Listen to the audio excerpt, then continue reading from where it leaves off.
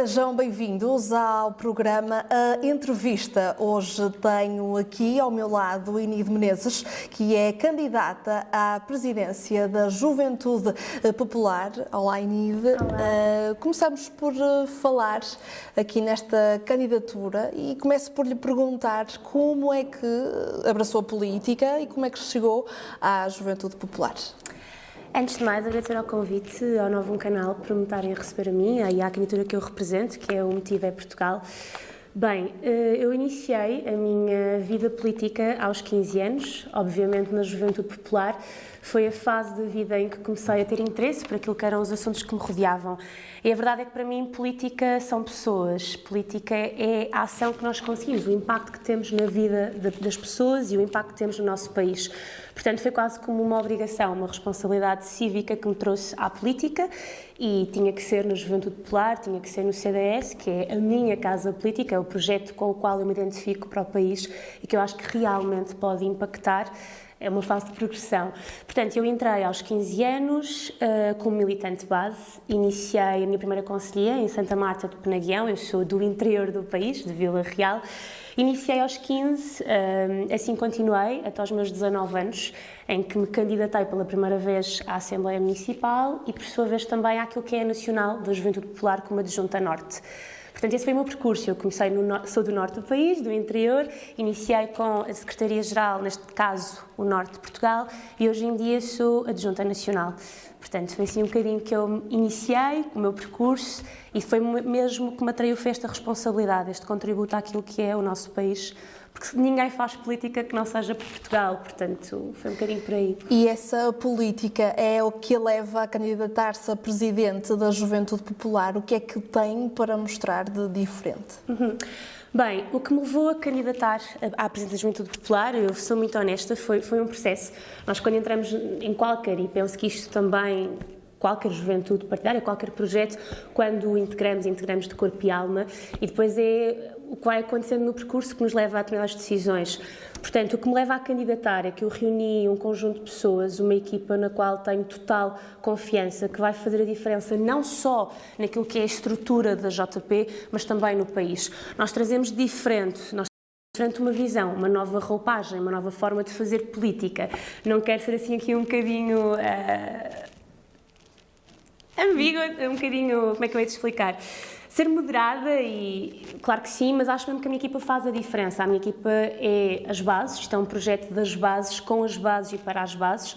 Nós fazemos aqui uma nova visão, através de política de proximidade. O nosso mote é nós queremos falar para fora, portanto, achamos que é crucial nesta fase de vida da Juventude Popular agarrarmos novamente aquilo que sempre foram os nossos temas. Temos uma obrigação, enquanto juventude centro-direita em Portugal, de este combate à cultura do wokeismo. Nós queremos estar nesta linha da frente, mas queremos falar deste combate da cultura do wokeismo com profundidade e sem demagogia. Queremos nos pautar das bandeiras, que é a economia, o empreendedorismo, falar para os jovens agricultores, falar de descentralização, de mobilidade. Queremos falar de cultura, porque a cultura não é nem de direita nem de esquerda, a cultura é de todos nós, portanto temos aqui, é uma das principais bandeiras, é a cultura. Queremos falar de imigração, mas falar de imigração com consciência, com humanismo, porque, como disse, o que nos traz aqui é as pessoas. Portanto, o que nós trazemos de diferente é mesmo fazer política que não é bege, dizermos o que pensamos, ser fiéis àquilo que é a nossa matriz enquanto juventude, falar cá para fora, estar onde estão os jovens e, a nível interno, queremos mesmo uma reaproximação daquilo que é a Comissão Política Nacional às nossas concelhias, às nossas distritais, um respeito pela nossa orgânica interna e, acima de tudo, eu pauto isto mesmo por proximidade. Queremos que toda a gente tenha a possibilidade de participação na Juventude Popular, da forma mais democrática possível e, acima de tudo, lá para fora, voltar a ganhar aquilo que muita gente se acabou por afastar e também desmistificar esta ideia do porque é que os jovens se afastam da política. E esta campanha também vem desmistificar isto. Nós queremos voltar a trazer os jovens à política e, de preferência, à Juventude Popular. E é possível que isso se concretize? É possível essa política de proximidade no país atual que temos? Como é que isso pode ser implementado efetivamente? Há condições para tal? Bem, eu acho que em Portugal, efetivamente, nos últimos anos, aquilo que é política está conotado, parece que uma nuvem cinzenta. Os jovens não têm interesse na política, a maior parte das pessoas tenta se afastar, não quer ter o seu nome conotado a qualquer ação política neste momento. Mas a política não é isso. A política é uma responsabilidade cívica, a política é uma responsabilidade que todo o cidadão tem, porque é na política que se define o futuro do país. E se nós queremos garantir o futuro, temos que ter uma manutenção do presente, e só o conseguimos fazer quando a atual geração intervém e se sente motivada a intervir. Portanto, como é que nós queremos fazer isto na Juventude Popular? Nós queremos abrir a conversa, queremos abrir portas, queremos ouvir todas as opiniões, mas acima de tudo nós queremos responder a todos os jovens em Portugal. E como é que nós fazemos isto? Fazemos isto com o reforço da nossa presença nos fóruns de discussão, fazemos isto com o nosso reforço da nossa presença no ensino superior, fazemos isto tocando nas principais temáticas de que os jovens têm hoje no nosso país. Portanto, a maior parte dos jovens em Portugal, uma grande parte são estudantes deslocados. Nós queremos tratar da mobilidade, queremos dar resposta a quanto é que custa um estudante deslocado aos seus pais ou por conta própria, porque uma grande parte dos estudantes trabalha por conta própria. Queremos dar uma resposta àqueles que não veem o ensino superior como o único meio a seguir. Queremos uma valorização do ensino profissional, queremos que as universidades definam os seus próprios critérios de entrada, queremos falar da propina, queremos falar da agricultura para os jovens que são agricultores, queremos lhes dar uma resposta, queremos dar uma resposta aos jovens empreendedores, porque eu sinto que a forma que nós podemos atrair os jovens à política é fazendo política a sério. É uma política de impacto, é uma política que responde aos problemas das pessoas, e a partir do momento em que os problemas começam a ser respondidos, em que as pessoas têm uma garantia de idoneidade, de compromisso, vão ver na política aquilo que ela realmente é. Um projeto para o país, um projeto comum de toda a gente, sem bandeiras, e é isso que a JP quer fazer. A JP quer, mais do que nunca, posicionar-se como aquilo que ela é e aquilo que ela sempre foi. A única juventude de direita em Portugal com capacidade de resposta. Vamos abrir portas, vamos abrir discussão, vamos abrir eventos de caráter nacional abertos ao público, queremos trazer os jovens cá para dentro para podermos falar lá para fora. E dizer que, acima de tudo, nós na Juventude Popular não fazemos formação política, mas fazemos aquilo que é uma formação cívica. É dar interesse, é dar formação que os jovens têm que ter pelo nosso país. Porque só com um país ordenado, um país descentralizado, um país que permite que todo o jovem, independentemente de onde venha, que condições socioeconómicas tenha, possa ser o que quiser em Portugal. E isso é o compromisso da minha campanha, da minha equipa, para o país e para a Juventude Popular. Garantir, dentro daquilo que são os nossos meios, dentro daquilo que é as nossas possibilidades, que todo o jovem que tem um problema terá resposta, a nossa versão de resposta, e que, acima de tudo, ganhe interesse pelo país. E, honestamente, quer afirmar-nos como aquilo que somos, a Juventude Direita a Centro. Juventude Direita a Centro não, peço desculpa, a Juventude Direita em Portugal. Um caminho que é sempre, às vezes... Vai ser muito duro, não dizemos. Exatamente, bem complicado de lá chegar. Voltando só aqui um pouco à INID candidata, perguntar-lhe também quais são as ambições e num olhar de futuro também, como é que vê aqui esta presença na JP e mesmo numa possível, então, presidência da JP? Claro, os nossos objetivos, portanto, há 2 anos, são muito claros e são muito simples. Os nossos objetivos no Motiva Portugal há 2 anos é afirmarmos a Juventude Popular como a maior, ou melhor já somos, peço, mas afirmarmos como a juventude de direita em Portugal. Isso é o nosso objetivo número 1. O nosso objetivo número 2, pautando-nos por 3, é garantir que todo o jovem de direita se identifique com a Juventude Popular. Portanto, temos esta capacidade de dar resposta a todos os assuntos e a todos os problemas de forma célere e completa.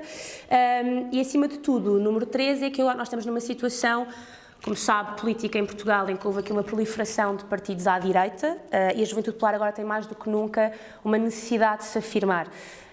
Portanto, nós queremos daqui a 2 anos, e durante este percurso, afirmarmos-nos como a juventude direita que somos, reavermos algumas pessoas que com o tempo achavam ou não se identificaram, mas elencar as nossas verdadeiras bandeiras novamente. Portanto, vamos pegar novamente em temas como a economia e o empreendedorismo, vamos pegar na descentralização, vamos pegar na mobilidade, vamos pegar na imigração.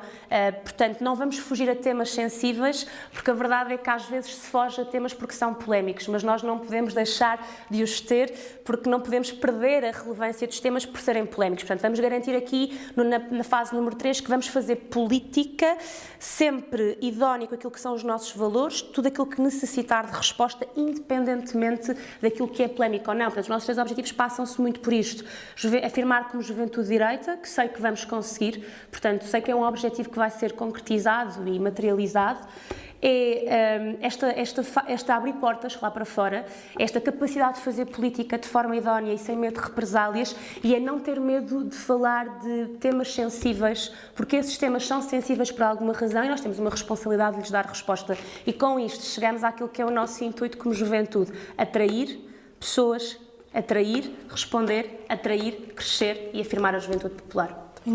Faço-lhe agora uma pergunta que foi avançada pela revista Sábado, certo. Que a INID estaria a trabalhar na Câmara de Lisboa num cargo que supostamente não seria compatível devido a não ter terminado a formação académica, que sei que, entretanto, já não está nesse cargo, se é assim que está correta a informação. E perguntar-lhe se quer naturalmente comentar esta situação. Claro que sim, eu até acho que aproveita este fórum. Exatamente, claro que sim. Se há... uma coisa, eu respondo, uma coisa que eu tenho, eu sou muito tranquila relativamente a qualquer questão, porque quando nós nos candidatamos temos de ter esta consciência de que efetivamente há perguntas sobre aquilo que é o nosso fórum pessoal. Eu pergunto-lhe se essa questão poderia aqui afetar em algum motivo a sua candidatura. Não, claro que não, claro que não. Portanto, é verdade, eu sou finalista, licenciatura de Direito, sim, mas eu nunca, em momento algum, exerci qualquer função do âmbito jurídico na Câmara Municipal de Lisboa. As minhas funções foram de assessoria política, portanto, nada a ver com o que foi dito na notícia. Portanto, a notícia contém informação que não é verdade, mas também estamos todos sujeitos a isso. Eu sempre me demonstrei disponível para responder. Obviamente que não tem nem nunca seria impedimento para a minha candidatura, até porque, bem, não há nenhum requisito que um Presidente da Juventude Popular tenha que ser licenciado, e ainda bem que não, porque uma das coisas que eu defendo para o ensino e para os jovens de hoje é que ninguém é obrigado a prosseguir o ensino superior, há mais do que alternativas válidas, e até porque nós não temos de ser todos feitos para o mesmo.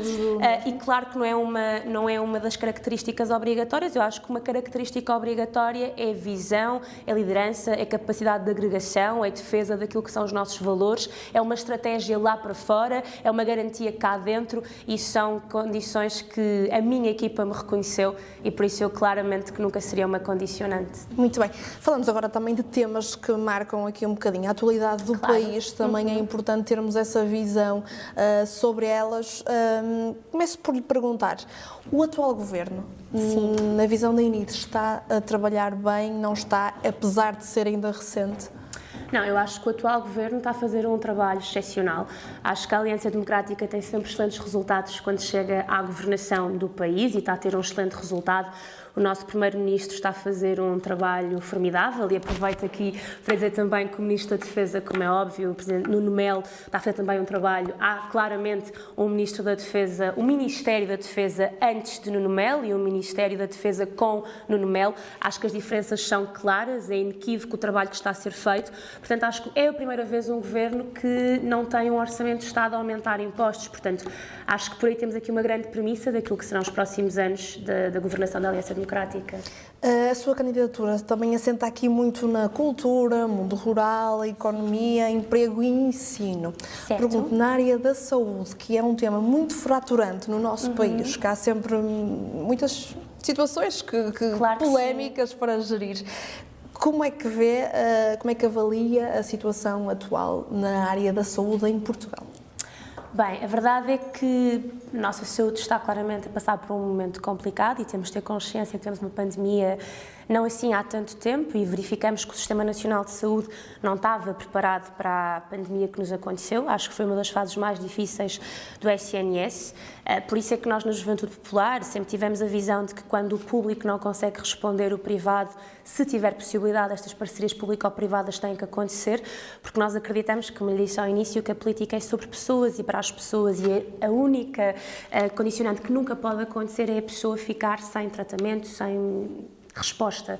Portanto, para garantirmos resposta, quando o público não consegue, acho que o privado, nesse sentido, temos que olhar para as coisas um bocadinho de forma diferente, menos demagogicamente, talvez mais na prática, e percebermos que talvez estas parcerias público-privadas são necessárias em Portugal.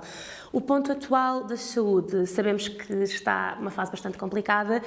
Sei que me quer talvez perguntar pela situação da Ministra atualmente, sei que está a ser um tema também cisalhante, é muito... Sim. Mas a verdade é que eu acho que a Ministra está a fazer o seu trabalho. Nós temos que nos relembrar que foram muitos anos de uma má gestão da saúde em Portugal e que não é em meses que se resolve o problema, mas temos até aqui algumas medidas bastante positivas que estão a acontecer. Apesar de tudo, acho que está a ser feito um ótimo trabalho. Eu até tenho aqui algumas que trouxe. Nós conseguimos reduzir, na Aliança Democrática, a redução da lista de espera oncológica, portanto, com o programa que a Ministra lançou, foram feitas 25.080 cirurgias, o que se reduziu o tempo médio de espera que antes estava ultrapassado. Portanto, tivemos uma aproximação do SNS com a linha SNS 24.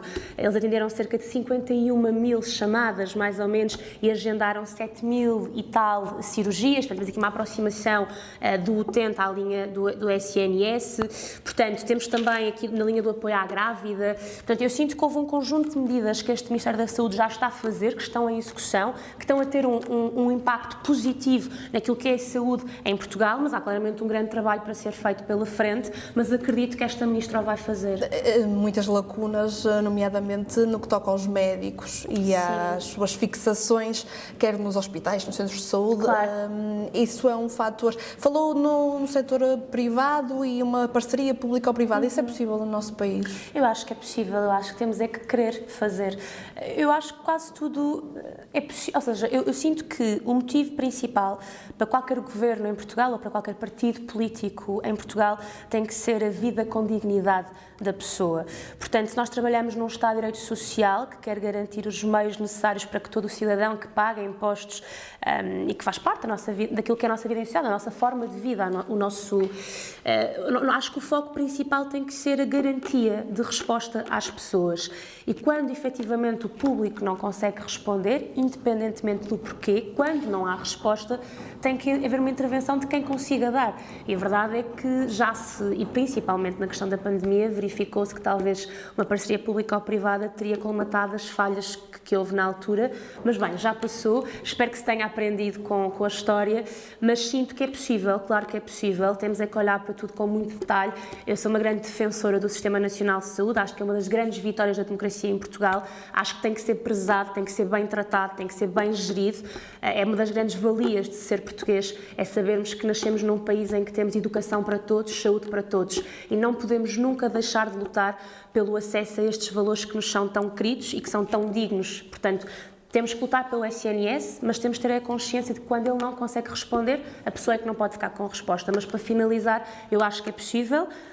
Acho que é preciso muito trabalho, há muito trabalho pela frente. Não será fácil chegar não será, lá. Nada é fácil, portanto, tudo é um processo e muitas vezes, toda a questão burocrática que há no nosso país é sempre processos morosos, mas temos que começar por algum lado. Não temos que começar logo com uma mudança a 120% daquilo que é a saúde em Portugal. Temos que começar aos bocadinhos, temos que começar passo a passo e o caminho será longo, mas acho que o fim vale a pena. Um outro assunto, e para finalizar aqui o âmbito da saúde, outro assunto que lhe queria perguntar, que também gera muita controvérsia, e ainda há pouco tempo foi falado no Parlamento, é sobre o aborto, porque há muita posição de muitos partidos, uns a favor, outros contra, e foi uma polémica muito grande. Qual é a posição da INID nesse aspecto? Bem, a minha posição, eu defendo a vida, portanto, para mim a vida é um valor inviolável.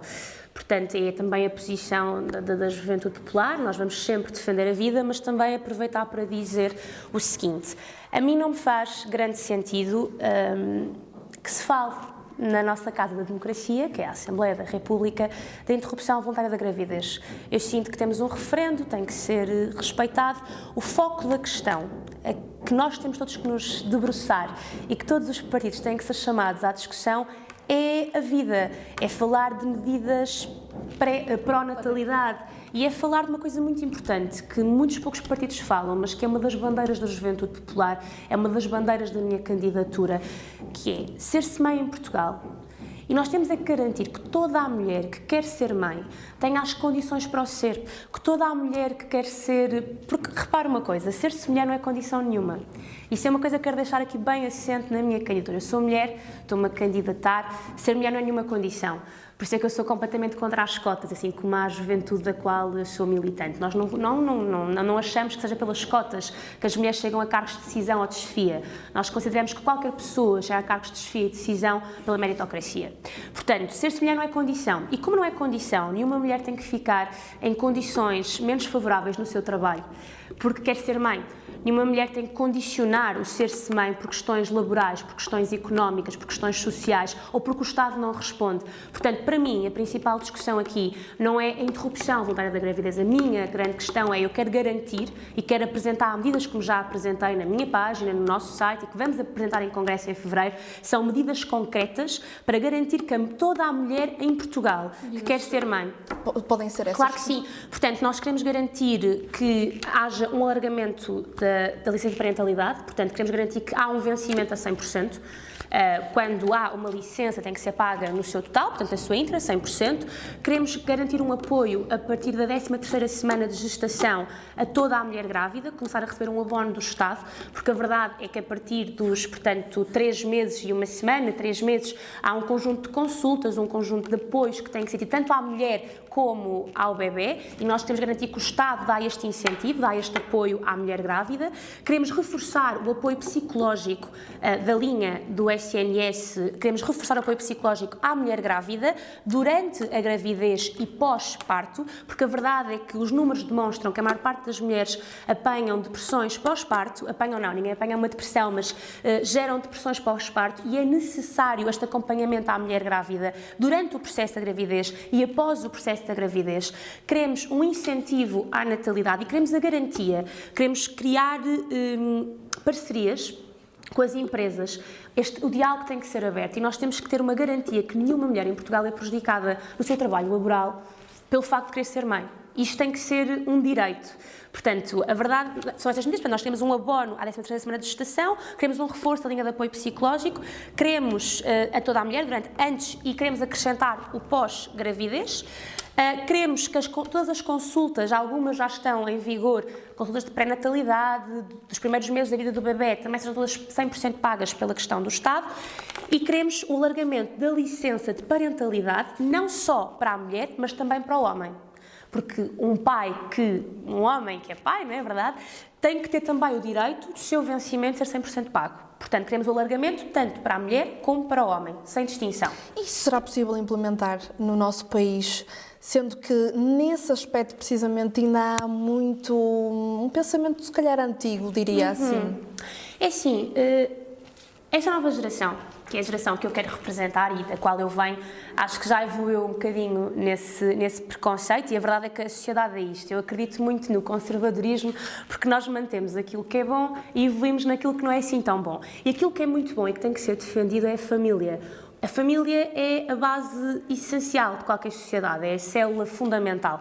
E nós defendemos a família, mas família é um pai, é uma mãe, é tudo. Portanto, exatamente, eu acho que na criação de um filho, na criação da família, o pai tem um papel tão importante como a mãe. Portanto, nós não podemos estar a lutar por uma licença de parentalidade para a mulher e não lutarmos da mesma forma, com as mesmas razões, com os mesmos valores, pelo pai, pelo homem neste caso. Portanto, não quero entrar aqui em suscetibilidades, mas a questão é esta, nós defendemos o núcleo da família, acho que o Estado de Direito Social tem que defender também este direito. Isto é um direito, isto tem que ser garantido, as pessoas têm que poder ser pais e terem o tempo para criar o bebê, para se adaptarem a esta nova fase de vida. Eu acho que é um momento muito importante da nossa vida. Outro tipo de condições que permitam Exatamente, tem que haver ou seja, nós estamos aqui num dos países que tem a taxa de natalidade das mais baixas da Europa e estamos aqui tão focados na interrupção voluntária da gravidez, quando devíamos estar focados a dar resposta à taxa de natalidade que nós temos em Portugal.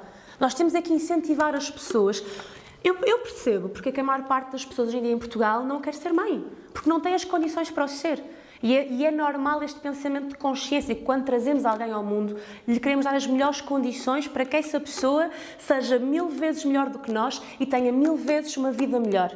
E é normal que exista este peso de consciência de que quando não estamos com os meios, quando achamos que não vamos ter as condições, não queremos ser mães, mas a verdade é que é aqui que o Estado tem que intervir. É aqui que eu acredito na intervenção do Estado. A garantia que toda a mulher que quer ser mãe tem que ter a capacidade para o ser. Isto é o nosso foco de discussão. Agora também é claro que eu defendo a vida, defendo a família, isso não é novidade para ninguém, isso são para nós valores fundamentais, mas o nosso foco de discussão mudou. Nós queremos focar na vida em si é o que nos importa. Outro assunto também aqui de impacto no nosso país, que se presume que gera, aliás, impacto quer em Portugal, quer também aqui na União Europeia, foi a eleição do Trump. Acha que isso vai acontecer, vai ter esse impacto e qual impacto vai ter na Europa e no país? Bem, é verdade, Trump é eleito, é o Presidente dos Estados Unidos da América, que é um parceiro importantíssimo na NATO. A verdade é que eu retiro duas coisas da eleição do Donald Trump, que é, e que acho que a Europa tem que pensar e Portugal tem que pensar. Neste momento, o nosso secretário-geral da NATO recomenda a todos os países membros que se invista 5% na defesa. Neste momento, Portugal está com 1,5%, a obrigatoriedade é 2%, portanto, temos um longo caminho. Eu acho que aquilo que nós temos que pensar é o seguinte: a eleição de Donald Trump tem que alertar a Europa para defesa e investimento na defesa. Nós não podemos estar condicionados ao nosso grande parceiro para passarmos defendidos. Portanto, a qualquer momento, esperemos que não, eu acho que não, acredito obviamente que não, mas se a América saísse da equação, a Europa tem que ter a capacidade de responder, tem que ter a capacidade de se conseguir defender. Portanto, eu acredito que esta eleição nos tenha que fazer pensar em reforçar o nosso investimento na defesa. E acho que nesse aspecto nós temos visto que o atual Ministério está vocacionado nesse aumento, está a fazer todas as diligências necessárias para o reforço da defesa em si.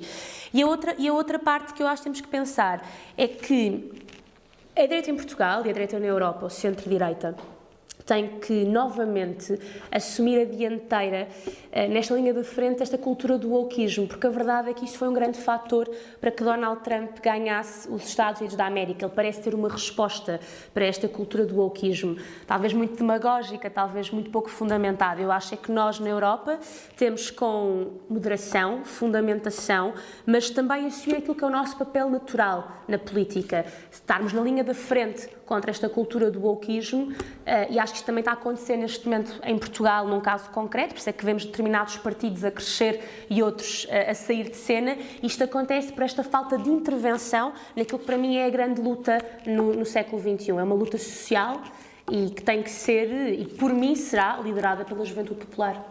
Vamos agora aos vetores da candidatura. Já fomos falando em alguns claramente ao longo da conversa. Uma análise mais breve é o que eu peço também à INID. Cultura, mundo rural, economia, emprego e ensino.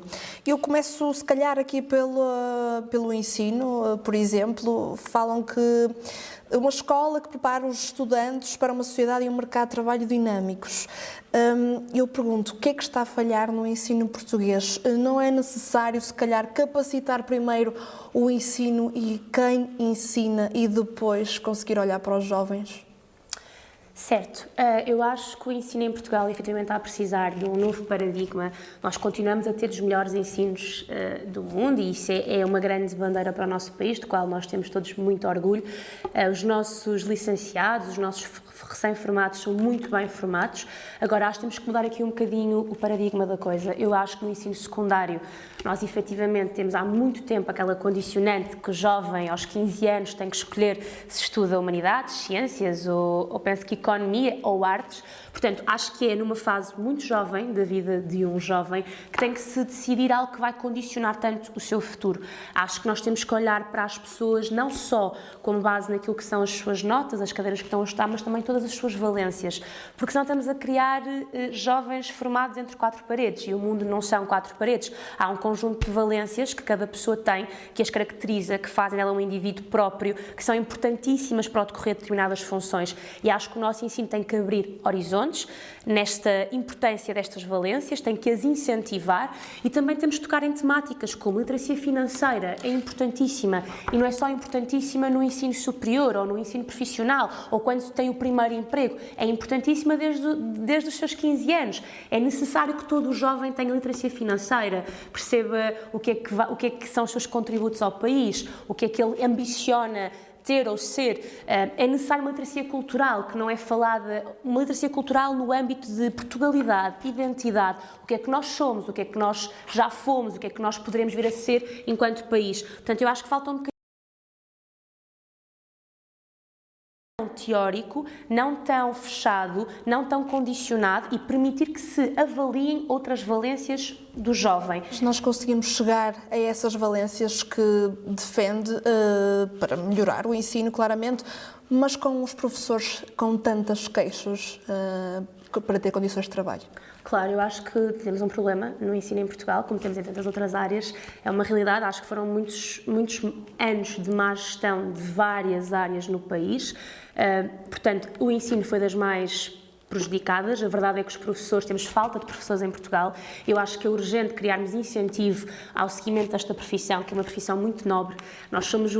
Uma parte de nós, eu acredito que é 1/7 daquilo que foram os nossos professores pela vida fora. Aprendemos muito. Não se aprende só aquilo que estudamos, aprende-se também aquilo que é o nosso trato social, a nossa polivalência, o comunicar com o outro. Isso vem muito da escola, vem muito do nosso ensino. Portanto, o professor é uma pessoa fundamental na construção da sociedade. E eu acho que é necessário haver incentivos aos jovens, a esta nova geração, a seguir a via do ensino, e isto vem muito por parte do Estado. Eu sugeria, portanto, estágios remunerados, garantir a progressão de carreira nos professores, que ultimamente sabemos que não tem sido efetivada.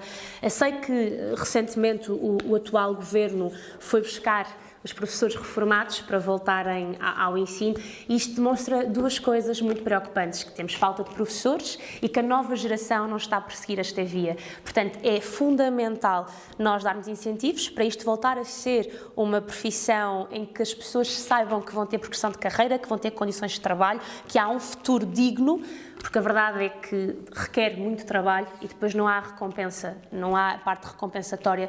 Portanto, eu acho que passa muito por aqui, e obviamente que também com uma nova geração de professores a mentalidade também muda.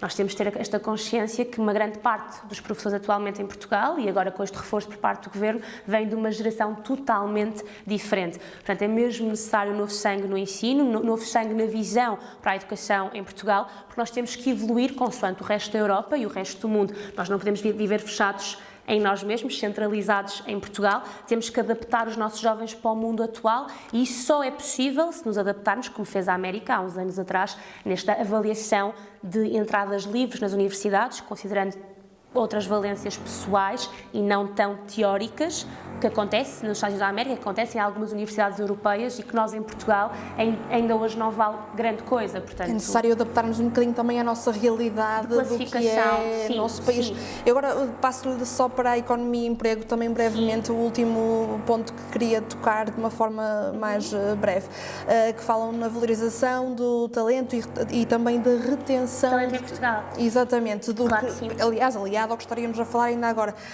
Mas como é que podemos reter este talento em Portugal, reter os jovens, fazer com que eles fiquem cá, não só que não imigrem, mas também a querer também certos empregos com as condições que hoje em dia temos? Na prática, o que é que podemos implementar aqui para puxar os jovens, uma vez também a juventude popular perpetua isso, a que eles fiquem? Sim, nós temos como é uma bandeira uma das principais, que é a economia e o empreendedorismo, nós só conseguimos fixar os jovens no nosso país, só nos conseguimos fixar cá, nós só queremos estar cá, efetivamente, se todo aquilo que foi o nosso esforço até agora for recompensado. Isso parte na questão da remuneração. Nós precisamos que os jovens, não é só os jovens, nós precisamos que em Portugal existam bons salários, que as pessoas sejam bem remuneradas pelo trabalho que estão a fazer.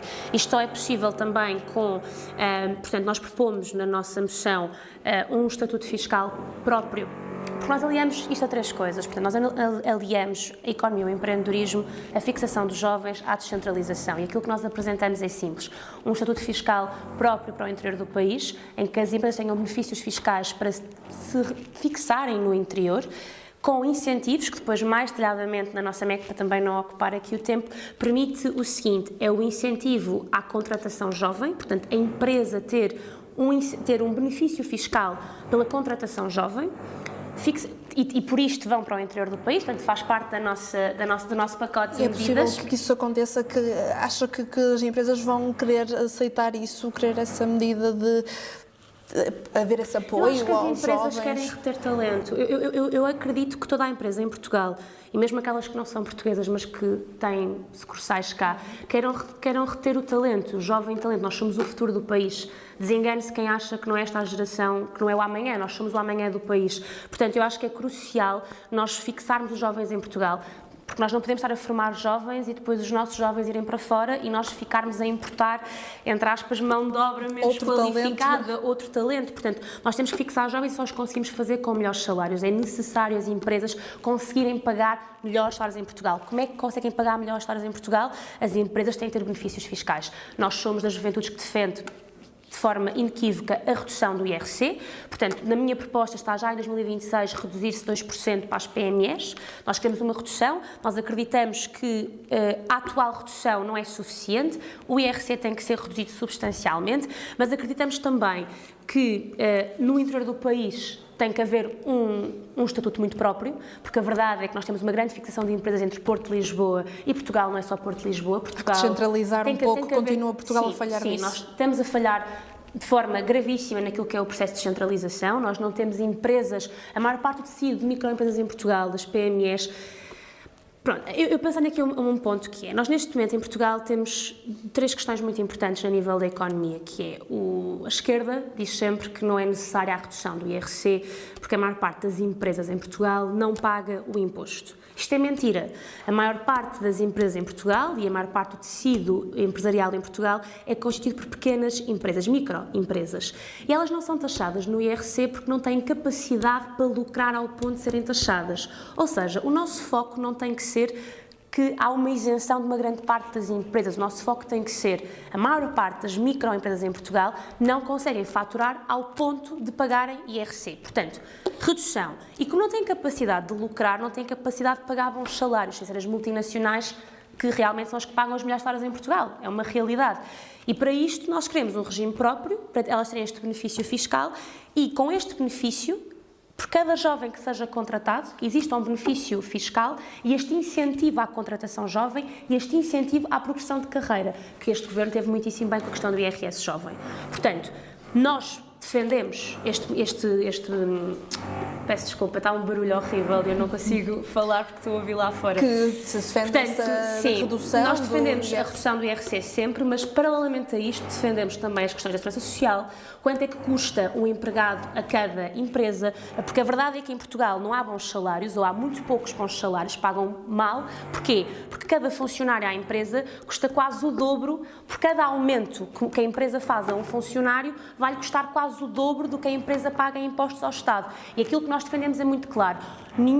O Estado não tem que ser aumentado porque nós somos aumentados. Portanto, queremos retirar esta visão muito comum em Portugal. Portanto, queremos desafogar as empresas da parte dos impostos com o IRC, mas paralelamente a isso, estas medidas de benefícios fiscais, quem está no interior, quem contrata jovens e, acima de tudo, diminuir o custo que cada empregado tem, colaborador, à empresa, para que a empresa se sinta incentivada a aumentar e, neste caso, haver progressão de salários, sem necessariamente ficar afogada do custo que o empregado tem perante o Estado. que a empresa tem que pagar perante o Estado. Isto é assim um bocadinho mais teórico. Claro, mas tínhamos aqui muito para desenvolver neste aspecto. Muito, mas está tudo Claro muito clarificado na nossa moção. Eu deixo-me sempre levar e falo muito neste aspecto. Claro É a área que eu mais gosto e que eu acho que é das principais que temos que nos debater. Que é fraturante também que é no nosso fraturante, país. sim, e porque nós temos mesmo reter os jovens em Portugal, mas só os retemos e só temos capacidade de retenção se eles tiverem qualidade de vida cá. E nós temos que garantir isso, e só temos qualidade de vida com bons salários, com poder económico. Portanto, quem não tem, não fica. E não é por medidas milagrosas que os jovens vão ficar. Não é porque adoram o seu país, porque todos adoramos Portugal. Mas Portugal tem que saber reter. E só se retém com bons salários. Inês, para terminar, um breve olhar do que é o futuro e a necessidade urgente para este nosso país. Bem, é necessidade urgente para o país uma valorização do jovem. O país tem que mudar o paradigma. Nós sempre temos um jovem a candidatar-se a qualquer lugar de destaque. A primeira pergunta que vem é tão jovem, será que tem capacidade? Isto tem que mudar em Portugal. Os jovens valem pelas suas valências, pelas suas capacidades, e acho que a idade não tem que ser um fator que define mérito. Portanto, este mindset tem que mudar em Portugal e acho que vai mudar muito com a nossa geração. Isso já se tem visto nos últimos tempos. Acho que na política em Portugal, e isso tem-se visto na Aliança Democrática, o investimento no jovem, no futuro. Portanto, está a acontecer, a um ritmo lento, mas está a haver mudança. É necessário focarmos-nos em atrair empresas para o nosso país, é necessário focarmos na defesa do nosso país, é necessário focarmos-nos na defesa do nosso modo de vida, fundamental. É fundamental focarmos na fixação dos jovens em Portugal e é fundamental olhar para Portugal não só fechado em si mesmo, mas um Portugal lá fora, um Portugal na comunidade de língua portuguesa, um Portugal na Europa. Acho que temos que nos debruçar muito sobre a nossa vertente internacional e temos que nos saber posicionar. Acho que somos um país com muitas valências, com muitas capacidades, com muita história, com muita cultura, com muito passado e temos que saber utilizar o passado a nosso favor, sem medos. Portanto, acho que esta nova geração e aquela que o representa é uma geração com muita garra, que trabalha, que tem muita motivação, que quer ficar no seu país. Aquilo que nós queremos garantir é deixem-nos ficar, deem-nos condições para ficar, ouçam os jovens, valorizem os jovens, contratem os jovens, apoiem na descentralização, apoiem na mobilidade. Queremos mais infraestruturas, acreditamos num país de norte a sul, de litoral ao interior e isso só é possível se estivermos interligados, com mais infraestruturas. Investir na ferrovia é fundamental, porque nós somos um país que está em contrassenso ao resto da Europa. Temos que investir na ferrovia, temos que nos interligar, temos que garantir que todo o jovem que é do litoral sinta atração a ir ao interior e quem é do interior possa estar no litoral. Isto é fundamental, interligar-nos, fixar-nos e, acima de tudo, defender. Repito mesmo, o nosso modo de vida e nesta candidatura, na Juventude Popular, eu sei que vamos estar na linha da frente. Muito bem, muito obrigada. Obrigada. Inês Menezes, candidata à presidência da Juventude Popular, aqui num olhar sobre os jovens e na capacidade que os jovens podem ter para melhorar o nosso país. Obrigado por estar desse lado. Até à próxima entrevista.